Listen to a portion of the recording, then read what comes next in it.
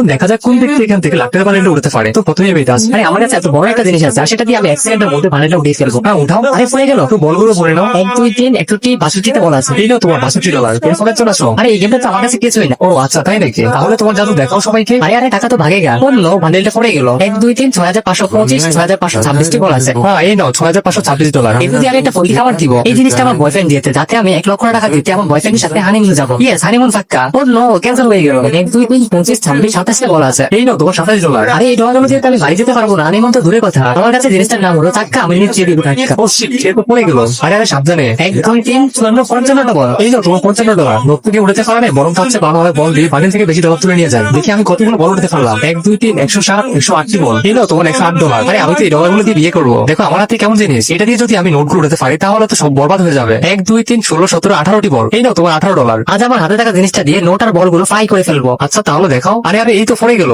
1 2 3 1234 1235টা bullet আছে। এই নাও তোমার $1235। আরে আমি তো সবগুলো ডলার দিয়ে পার্টি করবো। আমার কাছে এমন একটা জিনিস আছে বলগুলো না উঠলেও বান্ডেলটা ঠিকই উঠবে। তা দেখার আগে হে আল্লাহ এই জান্নাতি পাথর দেখে শেয়ার করে দিবে, তাকে মরার আগে একবার হলেও মক্কা হজ করার তৌফিক দান করুন। আচ্ছা যদি না উঠাতে পারো, আরে পারবো না কেন জানেমন, এই দেখো আমি লাখ টাকার বান্ডেলটা উঠিয়ে জিতে নিলাম।